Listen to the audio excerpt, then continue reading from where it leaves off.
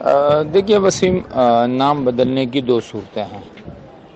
ایک تو نام بدلنے کی صورت یہ ہے کہ ایک نام ہو بچے کا اور اس کو پیار سے کسی دوسرے نام سے پکارا جائے، جیسے ماں میرا چاند، میرا پھول، اس طرح کے الفاظ ہیں۔ حدیث میں بھی آتا ہے کہ عائشہ رضی اللہ تعالیٰ عنہ کو حضور صلی اللہ علیہ وسلم نے حمیرہ کر کے پکارا تھا، اگرچہ روایتیں ضعیف ہیں۔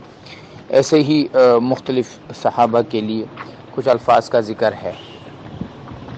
حضرت ابو ہریرہ کو ابو ہریرہ، اللہ کے نام عبد الرحمن ہے، ابو ہریرہ کہہ دیا۔ علی کو ابو تراب کہہ دیا۔ تو اس طرح کے جو نام ہے، جیسے ایک صحابی کو آپ علیہ السلام نے فرمایا سفینہ، تم تو سفینہ ہو، تو پیار سے ایک نام کی تبدیلی، اس میں تو شرعاً کوئی حرج نہیں ہے، اس سے پیار کا اظہار ہوتا ہے، اور اگر اپنے اولاد کو ایسا کوئی پیار کا نام دیا جائے کوئی حرج نہیں ہے۔ ایک ہے وہ جو اصلی نام ہے، اس نام کو بالکل ہی تبدیل کر کے جو ہے وہ کوئی فضول سا نام اور اس صحیح نام کو خراب کر دینا، یہ شرعاً درست نہیں ہے۔